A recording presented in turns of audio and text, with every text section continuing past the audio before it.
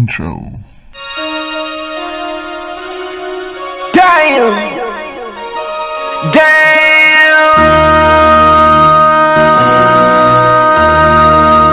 MC, make another hit. Whoa! This ain't what you want. Project This ain't what you want.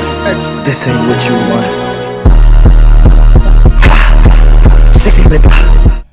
Yo, what's up, everybody? It's that time again where I come and ramble on about stuff.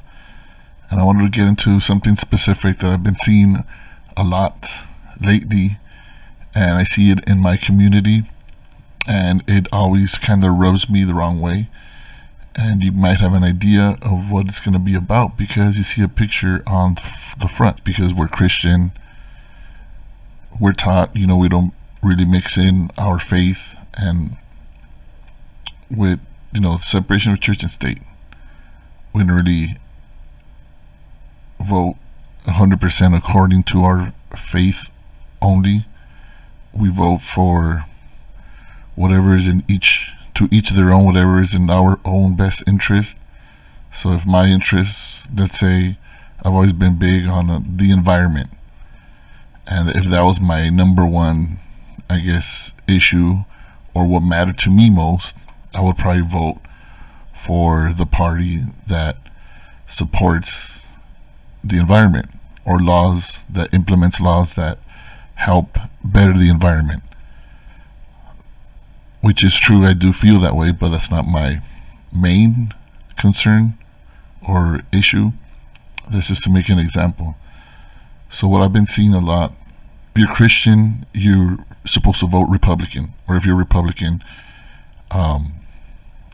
you're supposed to, you have some kind of Christian connection. Like, if those are the only two that go hand in hand, and I have to disagree with that. Yes, I understand the left, the Democratic side, supports abortion. They support LGBT, but that's not the only issue there. What keeps on rubbing me the wrong way, what keeps on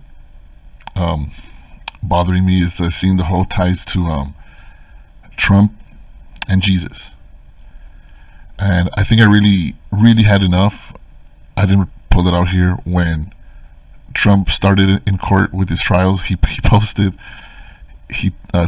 posted, someone drew an image of was a supposed Jesus sitting next to Trump in the courtroom, and that's the highest level of pandering when you're using something sacred like that to further his agenda or his power.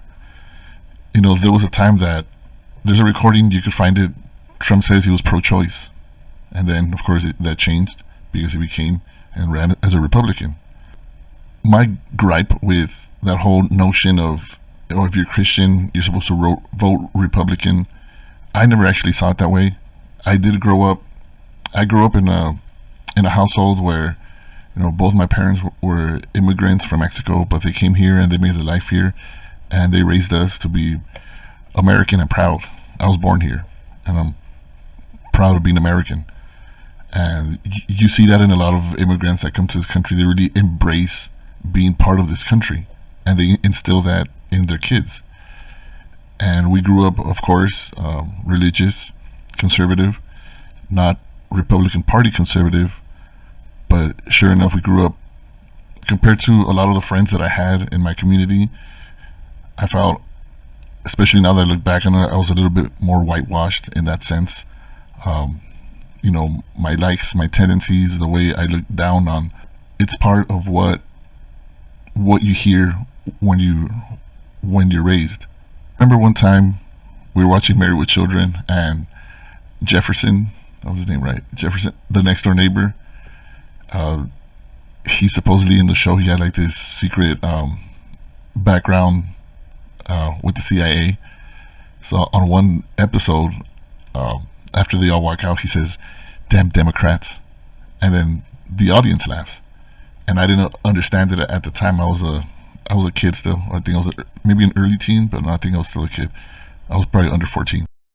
I asked my sister, "So what are the Democrats?" And she pretty much told me there's Democrats and Republicans. And I was like, "Well, what are we?"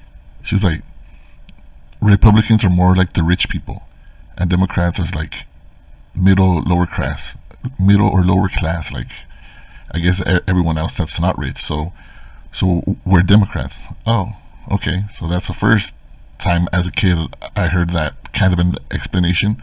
Well, I grew up with a bit more moderate view. I've never been a heavy supporter of LGBT. I've never been in favor of abortions. So why am I not a Republican? That's because I've always, from school and from self-experience, I've always learned, and it's made sense also from the Bible, that there needs to be a separation between church and state. So I'm not going to vote too much on religion, because at the end of the day, it's not my religion that's in that vote, my specific religion that's in that vote. Yeah, there's something that helps, sure, of course I'll vote for that. But when I see the vote as it's a vote for everybody. It's not a vote only for it's not a vote for my beliefs. If I want strangers or neighbors to believe what I want to believe, then that's where you preach. That's where you talk the word of God. Through love, the way Jesus did it. You don't force it. You don't make laws and force people to abide by them when they themselves don't have that belief. So seeing how the Republican Party and Trump really embrace that whole, he's on the side of God. So you started seeing years ago when he started pretending to be religious, people saying it's not right versus left, it's good versus evil. And that type of mentality was accompanied with a lot of conspiracies, especially the QAnon conspiracy, those conspiracies that Trump was kind of the chosen one to bring an end to the whole pedophile ring, and he was in imprison or execute all the traitors and the pedophiles from the left. Of course, no proof in that. But just to understand that rhetoric, that mentality that swept a lot of people, I want to bring up. Before I bring her up, I want to hit back on Trump being a religious person and not having anything religious or Christian-like in his life. And I've mentioned that to somebody, to a family member who's an avid Trump supporter, that, adultery, to say just one, and they always come back and say, oh, but Jesus forgives, and he's been forgiven.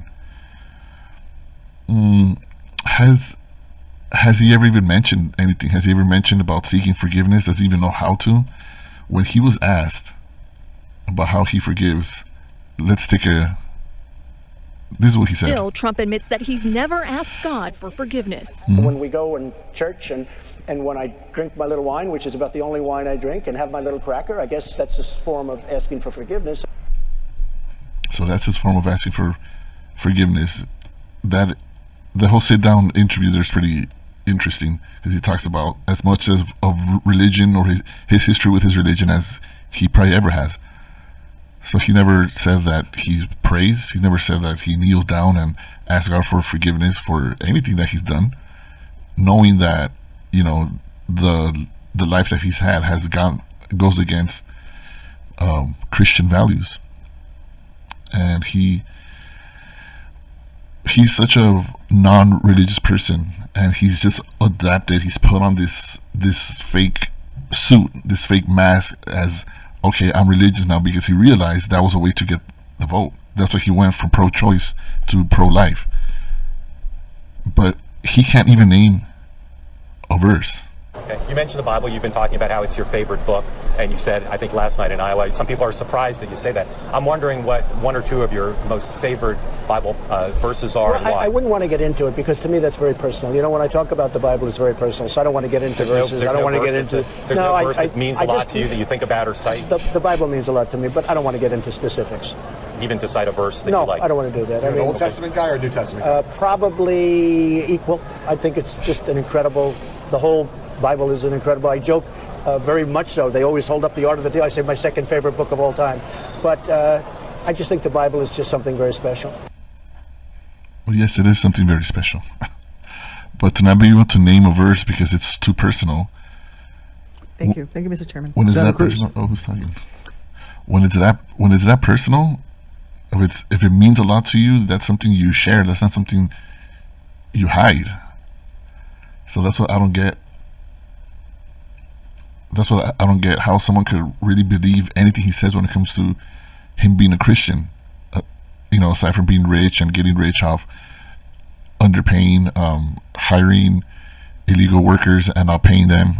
That's been, that's in the books. That's proven.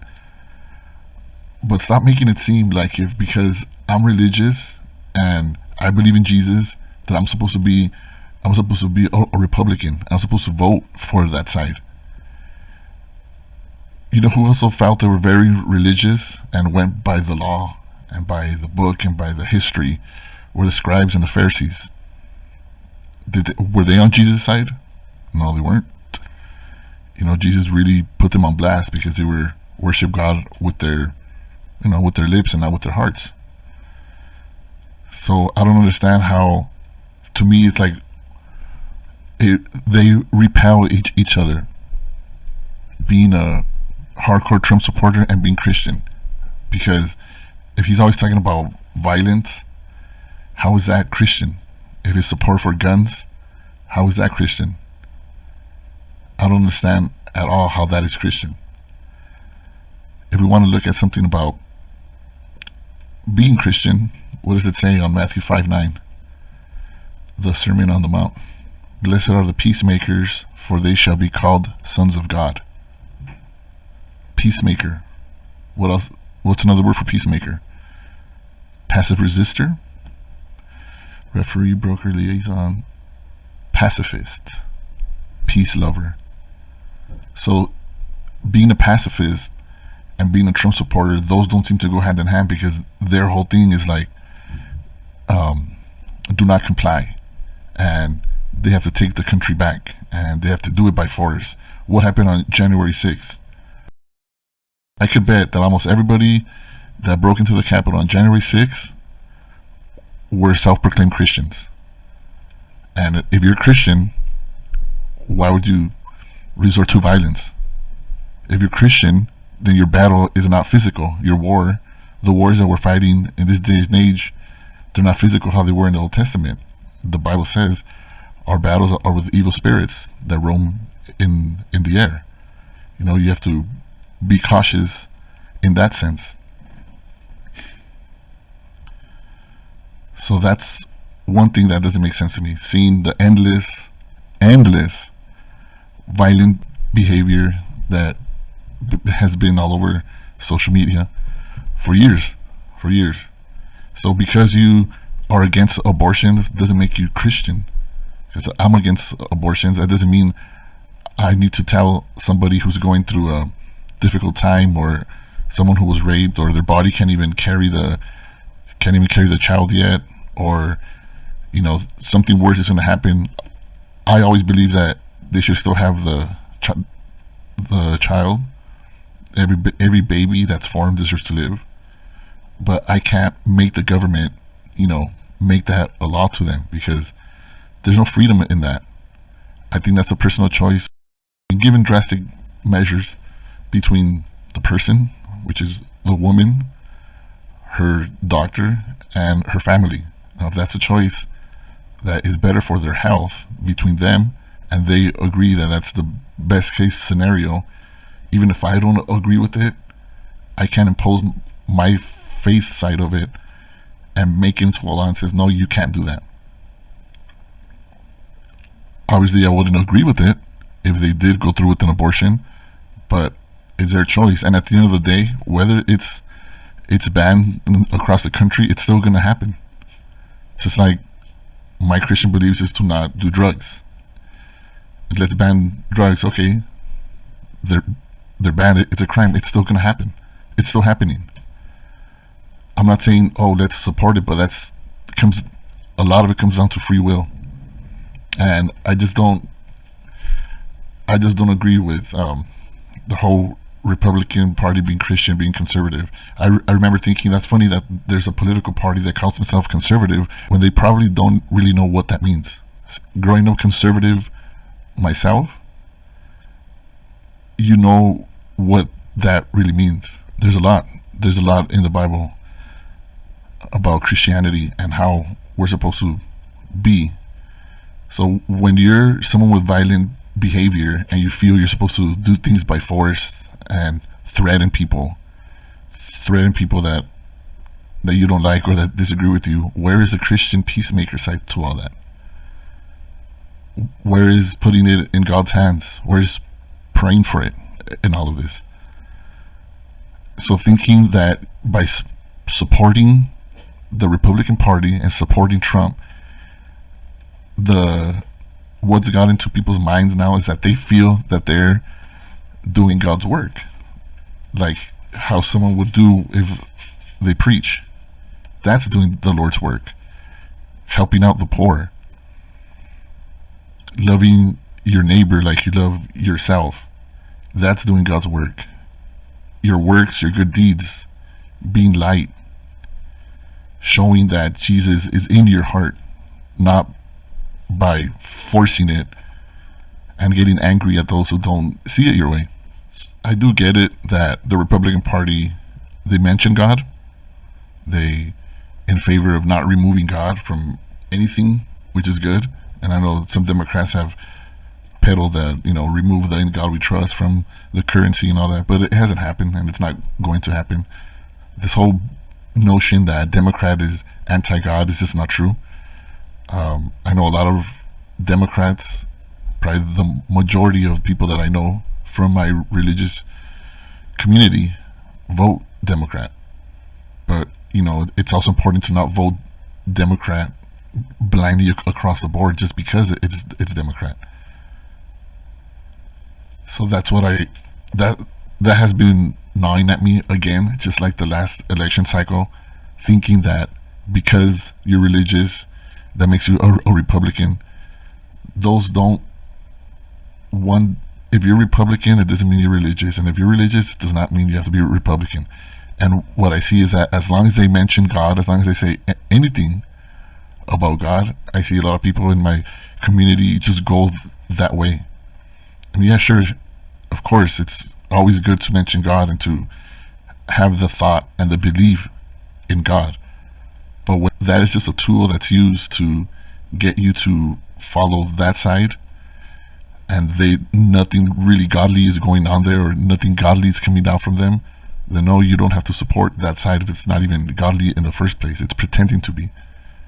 The scribes and the Pharisees, they knew a lot about the Old Testament. They knew the history, they knew the 10 Commandments, they knew the law. We saw how when you have it in your heart, it's different than when you just have it in your mind. And I heard that from people thinking that they have to go door to door, trying to garner votes for the Republican side and for Trump, because that is good and the other side is evil. I'm not evil because I'm Democrat and Democrats support LGBT. At the end of the day, I'm not going to stop somebody from being LGBT by law. That falls under free will. If I believe that they're living a life that's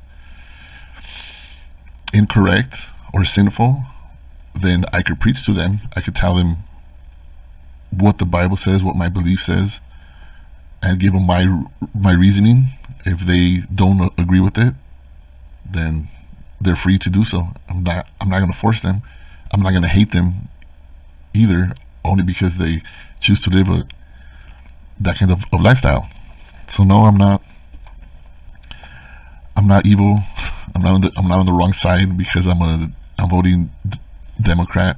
I think politics have just oozed into our mainstream life.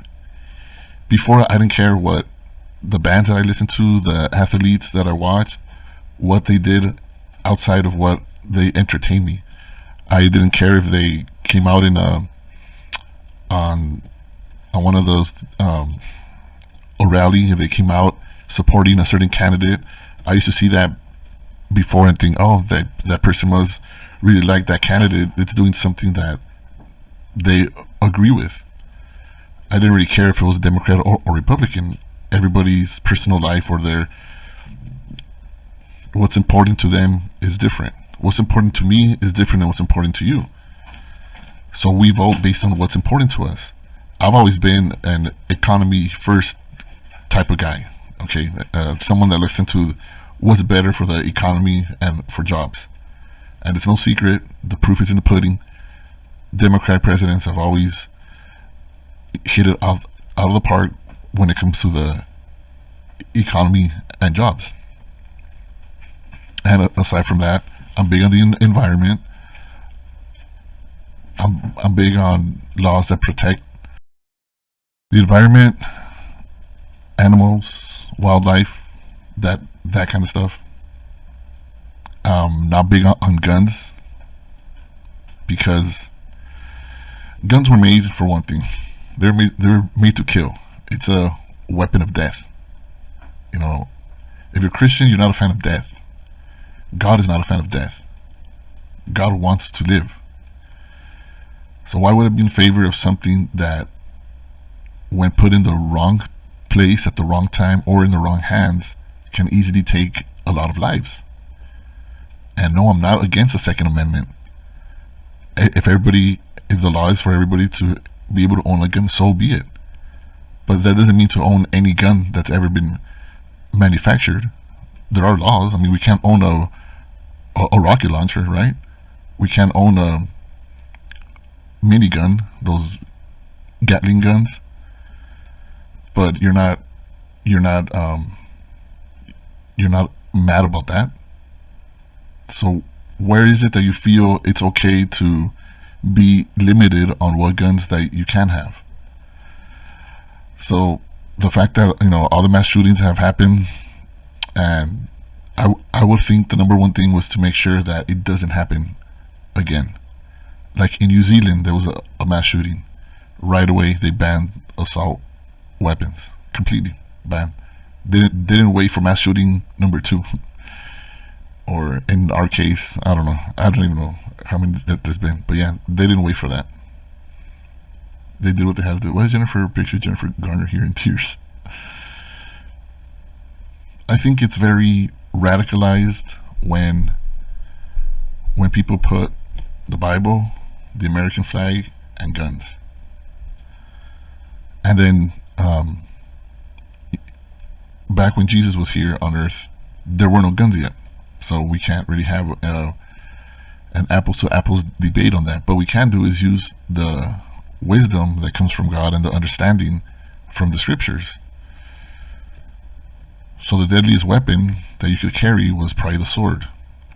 And when Jesus was arrested, we know that Peter took his sword and I think he went for a headshot to one of the ones that were arresting Jesus, and he cut off that guy's ear. And what did Jesus do or say? Thank you. Thank you for defending me. Hit him again. No, of course not. You know, he told them to put it back in like a holster type thing that they had, because if you live by the sword, you will die by the sword. That's the closest translation that we get up to guns now. Isn't that what happened with Joseph Smith? That's another story to look into. I'm not going to get into that right now, but that's pretty much saying, you know, if you're someone that puts your trust or if you want to always have guns, it's going to find its way back to you in a negative way. Like the American sniper, Chris Kyle. You know, he did all that and he ends up getting killed. He ends up getting shot by somebody at the shooting range that they want to go take, who had mental health issues. You know, you could say, what if more was invested in mental health instead of guns? Maybe that guy would have gotten help and never would have turned on Chris Kyle. Despite me growing up in a more, I could say, moderate type household where, you know, like an old-fashioned Democrat has similarities to what are considered now rhinos or Republicans that are more towards the middle of the spectrum. Even though I grew up, you know, a little bit more Americanized, and most of my friends that I grew up with, this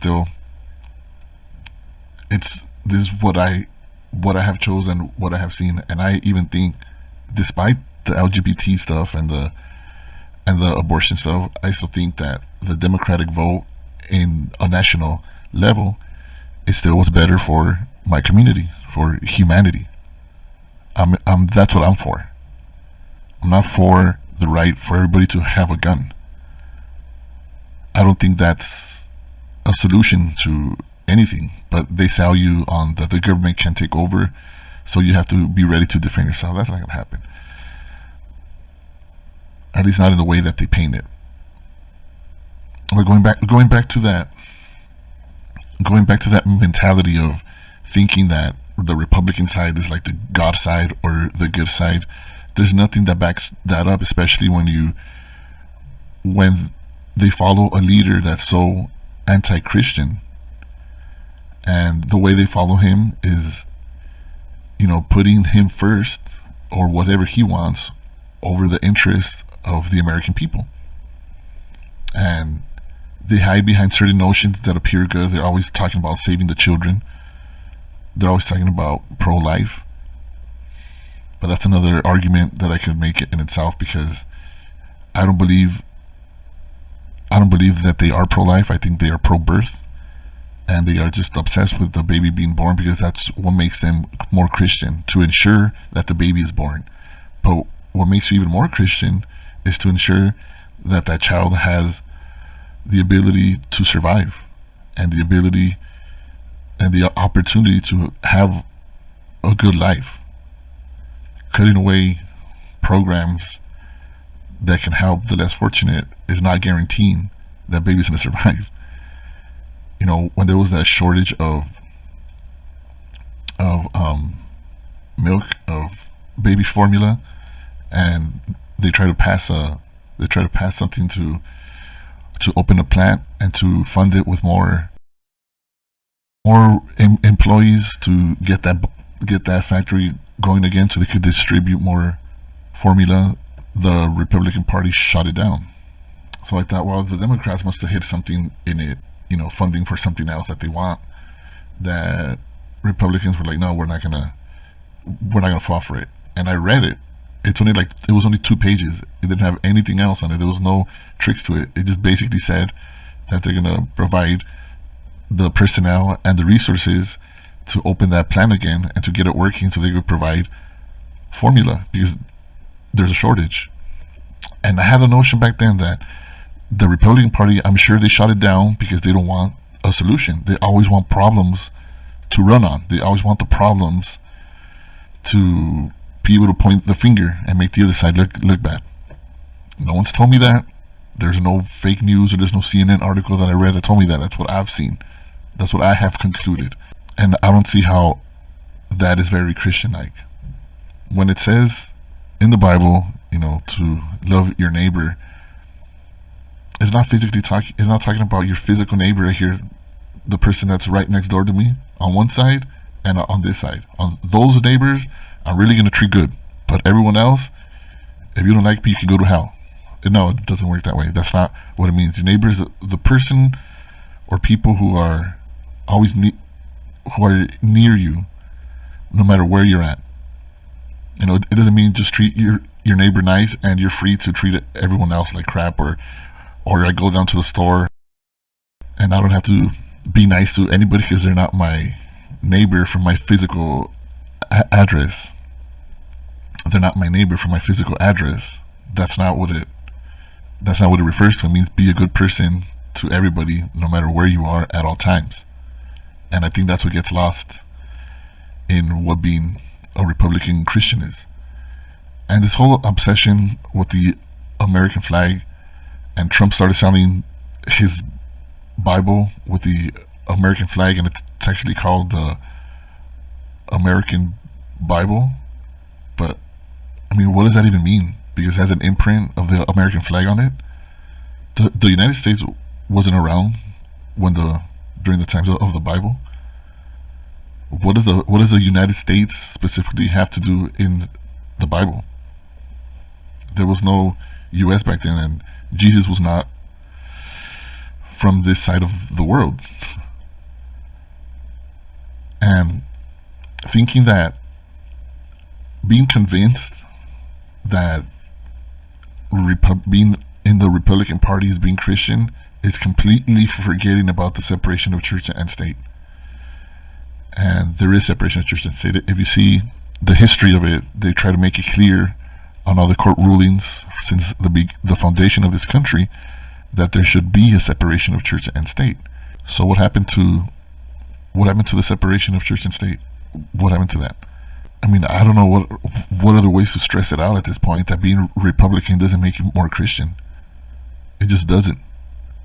What makes you Christian are your actions and how you treat people, regardless of what political party they are.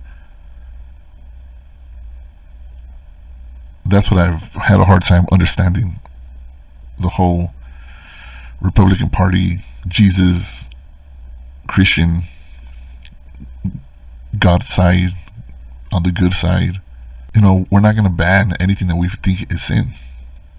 You know, if that was the case, man, I'm not into marijuana. I would ban that. Maybe I would ban drinking a certain amount, or drinking until the age of 25, or providing some kind of proof that you're able to drink and not get carried away. But me as a Christian, if drunkenness could perish your soul, why would I get near something like that? So unfortunately, I've seen that a lot, and I've seen that a lot in people, in former members of my church that now believe that being Republican, you're fulfilling your duties as a Christian because you're working for the Republican Party, or you're working to advance that agenda. You're completing your duties as a Christian, and nothing could be farther from the truth than that. And you know, that along with conspiracy theories and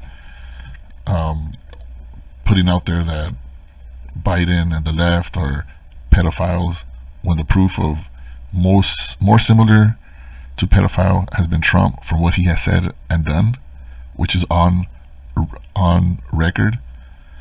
But I'm not going to get into that maybe some other time. What I did want to say is that when you start believing and you can't separate political party, faith, Christianity, God's work, God's will, your battle as a Christian, when that gets all blurred out and you think you're a super soldier, a Christian super soldier, because you're a hardcore conservative Republican, Trump supporting, country loving citizen, you get something like Ashli Babbitt. You guys know who Ashli Babbitt is, right?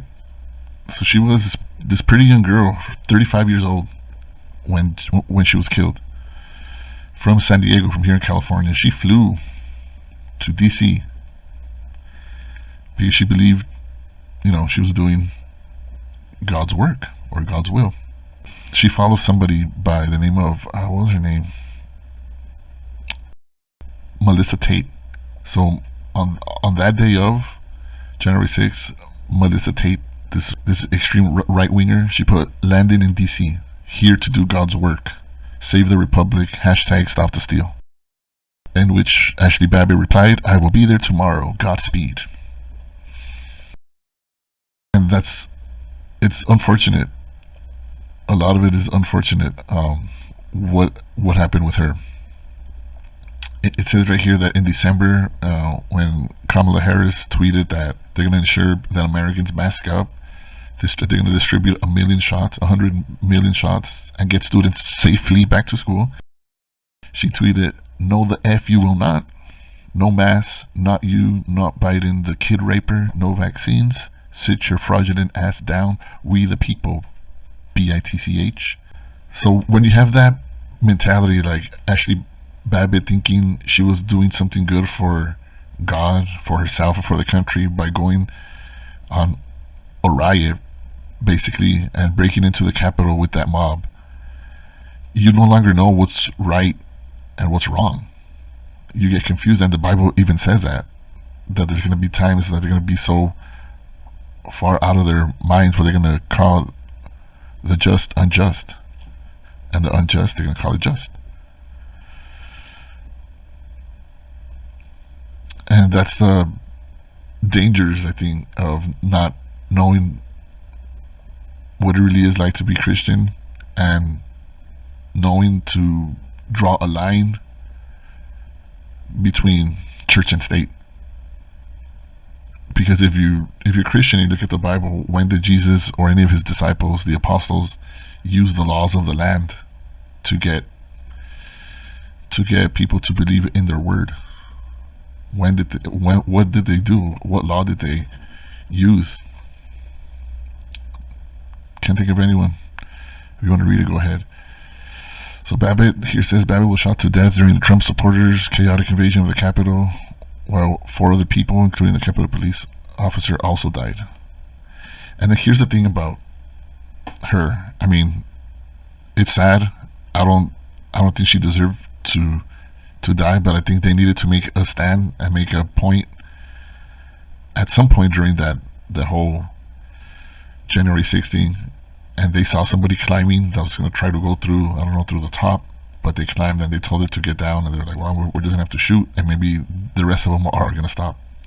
She got shot. She got shot committing a crime. She didn't get shot doing God's work. She was literally committing a crime when she died. Of course, she believed all the election lies and all that conspiracy stuff. So had people like Trump not been spewing those lies over and over, someone like her would still be alive. And then you would think, well, Trump might feel bad, or might, oh man, maybe I went too far with this. She came over here from California because she wanted to, like, stop Mike Pence. That's what she tweeted. I'll get to what she tweeted. She did say, your government doesn't fear you anymore. That needs to change ASAP. What is it? She said, nothing will stop us. They can try and try and try, but the storm is here and it is descending upon DC in less than 24 hours. Dark to light. She tweeted the day before the rally, referencing QAnon slogans or points. So unfortunately, that rhetoric, all that, Trump knows he lost. He knows, whether he admits it to himself or to other people, he knows he lost. So instead of feeling some kind of guilt or remorse for someone dying because of his lies or his words, no, he took that and he ran with it. The martyr who killed Ashli Babbitt. Let's get to the bottom of it. Just stoking more flames, stoking more conspiracy theories. You would think, knowing that police officers died, he might not want to do something like that again, or have some kind of remorse, or kind of take a step back and be like, maybe this is not what I want for this country. Maybe Americans shouldn't die. No, he takes it like a prize for himself. That's Ashli Babbitt is like a trophy for him. Someone died for him, for his cause. That's the way he sees it. That's the type of person he has shown to be. It's not the media. It's not the media telling me how to see Trump. It's Trump himself. His own words, his own actions. I just haven't seen more because I can't stomach him. I can't stomach anything that he says. He just complains. And like, there's never been a good leader that blames everything on everyone else and takes no accountability. And he even said that during the pandemic, I take no responsibility. Of course not. But yeah, Ashli Babbitt was that's one example that of course that stands out more because she died. But how many people are there like her, thinking that they have to do what she was doing? That's what they're supposed to do, and that's the way to do it. No, there's nothing Christian-like about what Trump is right now, his behavior. See, my issue is knowing that what they're saying is a lie, and knowing that they're getting you to believe that lie, and that's what they're purposely doing. They're purposely triggering you. And like how I see right now, people that voted for Obama back a few years ago, people that voted for him, now say he's the worst president. Now hate him. So back then you were okay with it, right? But now, because why? So it's obvious to me why. The right-wing extremism is a propaganda machine that really gets into the mind, and I've seen it happen in a lot of people. And they go from like, yeah, I voted for Obama, but our country is this and that. Our country is worse, and he was one of the worst presidents. Now Joe Biden's the worst president. I had someone tell me that Joe Biden was the worst president in history in the beginning of 2021. So I just kind of laughed, and there's no way anybody, Trump or anybody, could be considered the worst president a few months into their term without knowing what they're going to do for the next 4 years. But that's what right-wing media tells you. Biden bad. Oh, Biden is evil. Oh, he's a pedophile. He's a cause of all our problems. So people that had no issue with Obama and Biden in the past, all of a sudden the media has told them they are bad. And the funny part is that they mock Biden on a lot of things that Trump does worse. And I think what wins, I think the white folk, the higher ups in Congress, I think they're to not use an insulting word, I think they're the smarter ones that know how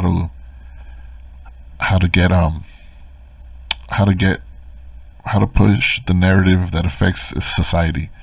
And there are a few people that say it. They want to keep us fighting. They want to keep us talking about these social issues. They want to keep us getting angry about LGBT and talking about race, because that's how they benefit. That's how they stay in power. If they were to agree and find solutions in all this, then there wouldn't be the unrest. But where there's more unrest, you have more people that get vested into it and more people that want to vote. So they're like, hey, well, if they're going to vote, I might as well get them triggered so they could vote against them and not against me. Nothing that I see of being a Trump supporter aligns to being Christian. You want to talk about he's against abortions? Good. So am I. I'm against abortions. Doesn't mean I need to vote for that side. And yet, I do believe anytime a baby is formed, that's the miracle of life. That's God's will. God wants that child to be born. Why not have something where before someone has an abortion, you make them watch a video, that miracle of life video that we all had to see, something of that nature. Have them watch testimonials of people who decided to keep the baby. Do put several obstacles in front of them to make it known, kind of like a divorce. You don't just go and divorce. You have to provide a lot of information. It's a grueling process. So why not, if someone wants an abortion, just make them prove that it's better for them, for their life. Not just have like a barbaric no is no, and you're endangering the lives of the mom because you can't understand that there's something else that they're going through that you yourself as a male will never even know. You're never going to have to go through that because you're a man.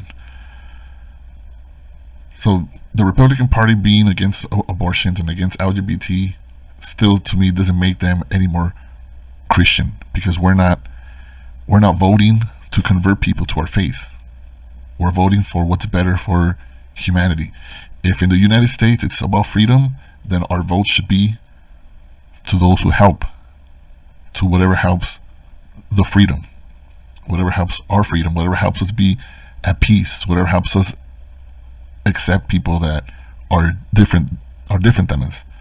If you want to convert them to your faith, that's why you see those people walking Saturdays, going door to door. That's why you have heard me talk about God before, because I would want to convert everybody. Why? Because I think that will take them to heaven. And why wouldn't you want the best for everybody here on earth and after you die. I don't hate somebody or treat somebody different because they're Republican. Everyone has a right to vote what they want. Some people have, their number one issue is abortion, and they will never vote Democrat just because of that. Well, that's them.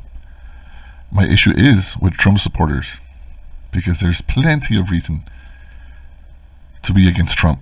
In my eyes, he does not represent American values. He does not represent what's better for this country. So if you're trying to support something that's going to damage this country, that's what I have an issue with. But to each their own. So after hearing this podcast, I'm not sure why I used abortion as an example so many times. That probably wasn't the best example to keep using. And when I say I'm religious or grew up conservative, I'm not trying to sound too righteous. I'm not trying to sound some kind of holy. I'm saying it because I have been a practicing Christian my whole life. I'm not going to say lies in this podcast because I can back up anything that I say on here. Since I spoke a lot about religion and the understanding of it, it's important to point out, just as I have in the disclaimer in the intro, that everything I say on here should not be tied to my religion, the light of the world. Everything I say here is my interpretation of what I've been taught, and it's not a direct teaching of or rule that my religion preaches. I also heard myself say when I was editing the video that not everyone should have the right to own a gun, and I misspoke there. I meant to say that not everyone should own any type of gun that they want.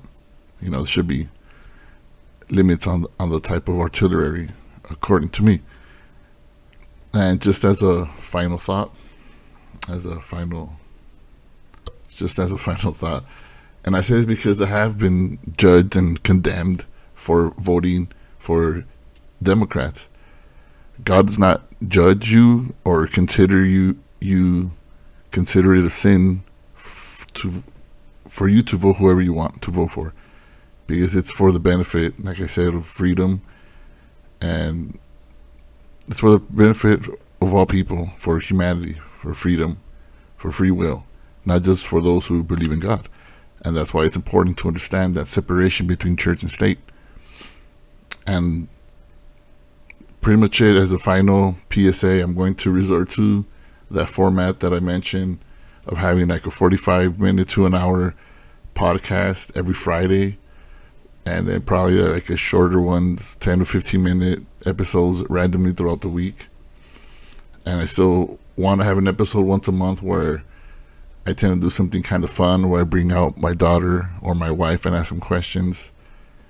And I also want to do a few episodes with some guests. I have several in mind, and some that have already agreed, so that will be coming. It's just difficult being a full-time dad and working full-time to find time to do all of this. Lastly, I do want to say that now I would like for anyone to listen to this to have a like and follow, because I do have a goal now to get 1,000 followers on here. So hopefully, you know, if you're listening, you can follow, even if you don't hear the podcast. Just so everyone knows, I cannot see who views my videos or who likes them. So your following or your support would be discreet. I am a little surprised on that, because I was kind of curious to see who has seen my videos, but nowhere does it say. So that's all I wanted to mention. Till next time, peace out.